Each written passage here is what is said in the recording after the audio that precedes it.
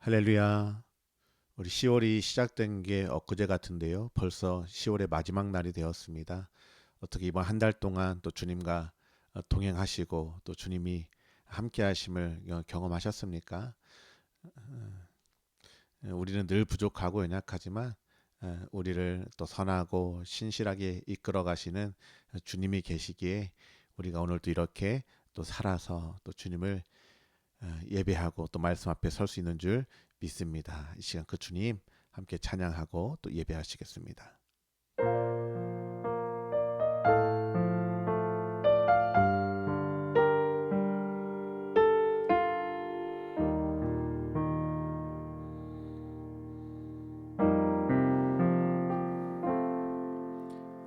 주의 신을 내가 떠나 어디로 피하리까?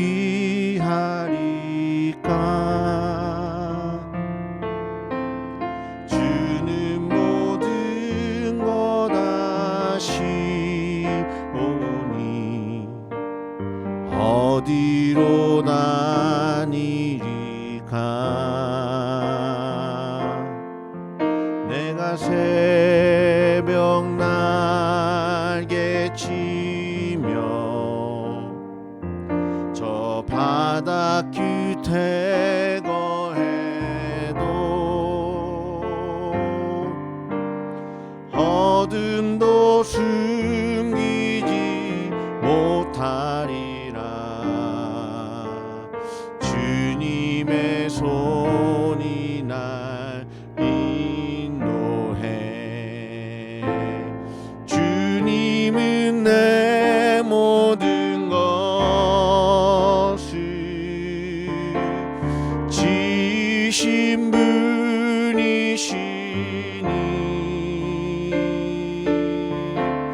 주님의 위대하심을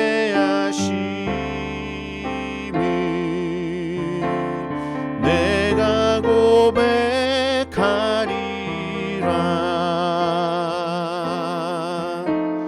주의 신을 내가 떠나 어디로 피하리까?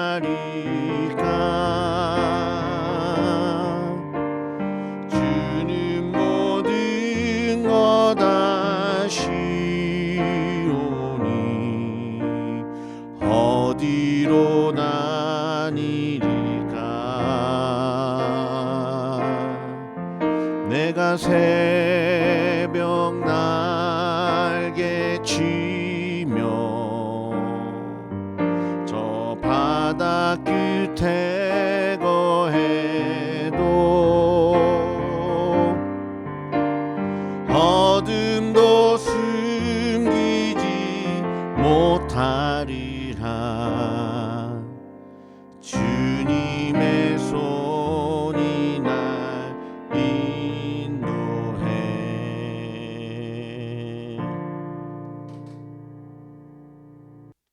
오늘은 누가복음 21장부터 24장까지 마지막 부분을 통독합니다. 우리 말씀을 읽으면서 주님의 행적에 초점을 맞추면서 말씀을 읽으려고 합니다. 누가복음 21장은요. 가난한 과부가 헌금한 장면이 나옵니다. 1절과 2절에 예수님께서 눈을 들어서 부자들이 헌금한 것과 또 가난한 과부가 두 렙돈 넣는 것을 보셨다. 예수님이 보셨다 이 표현이 두 번 반복되어 있습니다. 예수님이 누가 얼마나 또 헌금에 많은 헌금을 했는지 그 헌금의 액수를 따지려고 하신 것은 아닐 것입니다.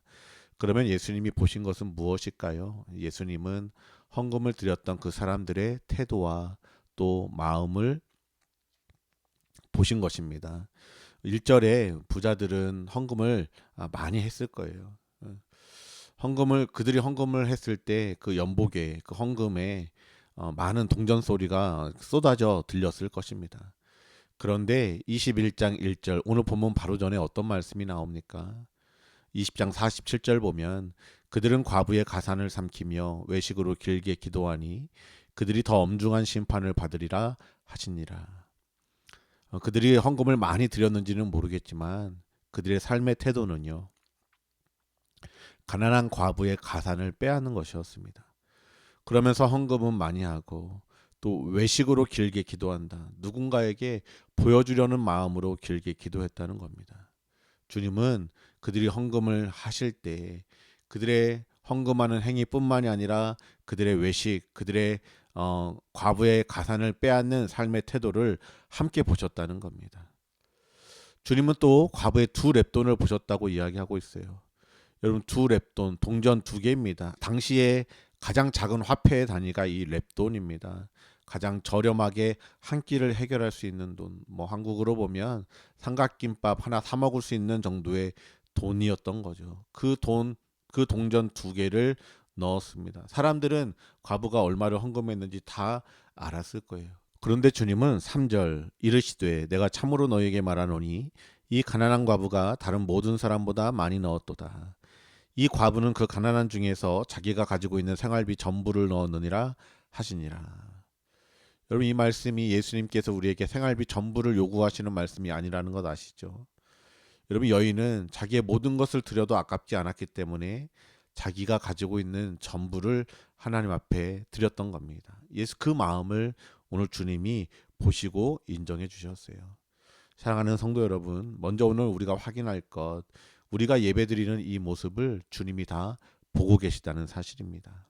그리고 예배드리는 행위뿐만이 아니라 보이지 않는 우리의 마음, 지난 우리의 모든 삶의 태도를 보고 계심을 기억하셔야 됩니다. 22장에서는 두 사람이 비교되어 등장합니다. 한 명은 가룟 유다고 다른 한 명은 베드로입니다. 이렇게 많은 스토리가 있지만 이 두 사람에게 주목하게 되었습니다. 3절 보시면 가룟 유다에게 사탄이 들어갔습니다. 요한복음 13장 2절에는 예수를 팔려고 하는 생각을 사탄이 가룟 유다에게 넣었다고 되어 있는데, 여러분, 그 생각이 결국 사탄이 들어가게 되는 문을 열게 했다는 겁니다. 여러분, 우리가 잠언 4장 13절을 보시면 무릇 지킬 만한 것보다 더욱 내 마음을 지키라. 생명의 근원이 이에서 남이니라 말씀하고 있죠. 우리의 마음과 우리의 생각을 사탄에게 내어주지 마시고, 어떤 생각이 우리 안에 들었을 때 이것이 주님이 주시는 마음인지 사탄이 주는 마음인지 여러분 분별하시고 그 마음을 말씀으로 지키실 수 있기를 소망합니다. 사탄이 가룟 유다에게는 들어갔다고 되어 있는데요. 뒤에 보면 베드로에게는 어떻게 하는가? 22장 31절입니다. 우리말 성경으로 보면 시몬아 시몬아 보아라, 사탄이 너희를 밀처럼 체질하겠다고 요구했다. 사탄이 베드로를 체질하는 것처럼 이렇게 그 밀이나 쌀을 체질할 때 이렇게 높이 들지 않습니까? 그렇게 흔들겠다고 요구했다는 겁니다. 왜 사탄이 예수님께 혹은 하나님께 이 베드로를 흔들겠다고 요구했을까? 베드로가 주는 그리스도시요 살아계신 하나님의 아들입니다. 믿음의 고백을 드렸어요. 여러분, 예수님은 그 반석 위에 교회를 세우겠다고 말씀하실 정도로 베드로는 믿음을 가지고 있었고 주님께 붙어 있었던, 한마디로 예수님께 속한 제자였습니다. 그러니 사탄이 함부로 들어가지 못하고 흔들겠다고 주님께 요구했던 것입니다. 마치 사탄이 하나님께 허락을 받고 욥을 시험하려고 했던 것과 마찬가지입니다. 그런데 예수님이 어떻게 하셨습니까? 32절입니다. 그러나 내가 너를 위하여 내 믿음이 떨어지지 않기를 기도하였노니 너는 돌이킨 후에 내 형제를 굳게 하라. 예수님은 베드로의 믿음이 떨어지지 않기를 기도했습니다. 믿음이 있었다는 겁니다. 그러나 예수님은 베드로가 넘어질 것을 아셨어요. 넘어지겠지만 믿음이 떨어지지 않기를, 예수님께로 붙어있던 것이 떨어지지 않기를 기도하셨다고 말씀하십니다. 그러면서 기대하신 것이 있어요.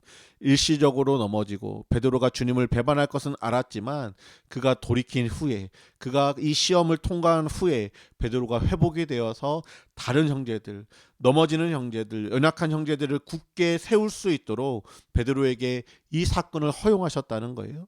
그러면서 베드로를 단련시키셨습니다. 베드로는 당시에 몰랐습니다. 33절 내가 주와 함께 오게도 죽는 데에도 가기를 각오하였습니다. 그가 그렇게 고백했지만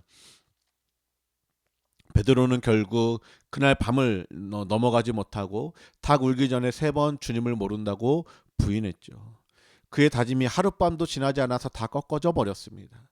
그리고 베드로가 예수님을 부인했을 때 61절과 62절을 보시면 주께서 돌이켜 베드로를 보시니, 여기도 보신다는 말씀이 나와 있네요. 베드로가 주의 말씀 곧 오늘 닭 울기 전에 내가 3번 나를 부인하리라 하심이 생각나서 밖에 나가서 심히 통곡하니라. 여러분, 예수님이 베드로를 보셨습니다. 여러분, 그 눈빛은 책망의 눈빛이 아니었을 거예요.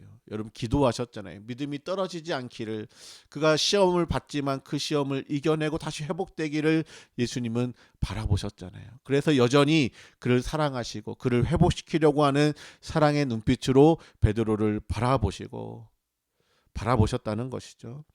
결국 베드로가 이 실패를 딛고 회복된 것도, 나중에 이제 요한복음 보면 예수님께서 베드로에게 찾아가셔서 물으시고 회복시켜 주시지 않습니까? 여러분, 이것도 따지고 보면 베드로의 열심 때문이 아니라 주님께서 긍휼의 눈으로 베드로를 바라보셨고, 주님께서 베드로를 위해 기도해 주셨고, 주님께서 베드로에게 말씀을 주셨기 때문이었습니다. 베드로는 그 주님을 받아들인 것 뿐이었습니다. 누가복음 23장에서 이제 예수님의 죽음 앞에 인상적인 것은요, 그분이 죄가 없다는 것만 밝히 드러나고 있다는 사실입니다. 예수님을 빌라도에게 끌고 가서 그 백성과 무리들이 빌라도에게 넘겼던 그 죄목이 무엇이었습니까? 2절 보시면 백성을 미혹하고 가이사에게 세금 바치는 것을 금했다. 그리고 자기가 왕이라고 한다. 여러분, 예수님이 가이사에게 세금을 못 바치게 했습니까? 아니죠. 가이사의 것은 가이사에게, 그러나 하나님의 것은 하나님에게 바치라고 이야기했을 뿐입니다. 또 예수님은 자신이 유대인의 왕이라고 이야기한 적이 없습니다. 빌라도는 예수님을 신문하면서 예수님에게 죄가 없다는 것을 3번이나 고백하고 있어요. 4절 그리고 14절에도 이야기하면서 헤롯도 죄를 못 찾았다라고 이야기하고, 22절에도 나는 이 예수를 죽일 만한 죄를 찾지 못했다라고 3번이나 반복해서 이야기합니다. 예수님의 십자가 사형을 집행했던 백부장도 예수님의 십자가 사건을 지켜보고 하나님께 영광을 올려드리면서 이 사람이 정녕 의인이었다라고 고백하고 있어요. 여러분, 예수님이 죽으실 만한 이유가 없었습니다. 의인이었습니다. 그럼에도 예수님께서 십자가를 지신 이유는 34절입니다. 아버지, 저들을 사하여 주옵소서, 자기들이 하는 것을 알지 못함이니이다. 십자가상에서 예수님이 하신 말씀이죠. 예수님은 그 십자가를 지면서도 우리의 죄를 사해달라고 기도하고 계십니다. 또 십자가 옆에 있었던 예수님의 강도에게 말씀하시죠. 나를 기억해달라고 했던 그 강도를 향해서 43절, 내가 진실로 내게 이르노니 오늘 네가 나와 함께 낙원에 있으리라. 예수님은 오늘 죄인된 저와 여러분을 용서해 주시고 주님과 함께 천국에 있게 하시기 위해서 십자가를 지셨다는 겁니다. 우리 예수님께서 십자가에서 죽으시고 이제 부활하신 것이 24장에 나옵니다. 누가복음 24장에서 예수님의 부활을 증거하고 있고, 그리고 부활하신 예수님이 하신 것 중에 이것 하나가 눈에 들어왔습니다. 안식 후 첫날 새벽 여인들이 예수님의 무덤에 갔을 때 무덤이 열리고 예수님의 시체는 보이지 않아 근심합니다. 그때 2 천사들이 나타나 말씀하죠. 6절, 여기 계시지 않고 살아나셨느니라. 갈릴리에 계실 때에 너희에게 어떻게 말씀하셨는지를 기억하라. 이르시기를 인자가 죄인의 손에 넘겨져 십자가에 못 박히고 제3일에 다시 살아나야 하리라 하셨느니라 한데, 그들이 예수의 말씀을 기억했다. 예수님의 부활의 사건과 함께 기록되고 있는 이 여인들의 반응은 하나님의 말씀, 예수님이 주셨던 그 말씀을 기억하게 되었다는 겁니다. 그리고 이제 돌아가서 제자들에게 이야기해 주죠. 예수님이 살아나셨다고 하는 소식을 제자들에게 전했지만 어떤 제자들, 그 중에 일부는 엠마오로 가고 있었습니다. 그때 부활하신 주님이 나타나셨어요. 25절, 이르시되 미련하고 선지자들이 말한 모든 것을 마음에 더디 믿는 자들이여, 그리스도가 이런 고난을 받고 자기의 영광에 들어가야 할 것이 아니냐 하시고, 예수님의 십자가와 그 부활을 이야기하시면서 27절부터 이에 모세와 모든 선지자의 글로 시작하여 모든 성경에 쓴 바 자기에 관한 것을 자세히 설명하시니라. 나중에 이들이 주님을 알아보았을 때 어떻게 이야기합니까? 32절, 그들이 서로 말하되 길에서 우리에게 말씀하시고 우리에게 성경을 풀어주실 때에 우리 속에서 마음이 뜨겁지 아니하더냐. 그리고 그들이 부활하신 주님을 만났을 때 말씀을 통해서 말씀 속에 있는 예수 그리스도를 발견하게 되었고, 예수님께서 그 성경을 풀어주셨을 때 그들의 마음이 뜨겁게 되었다는 겁니다.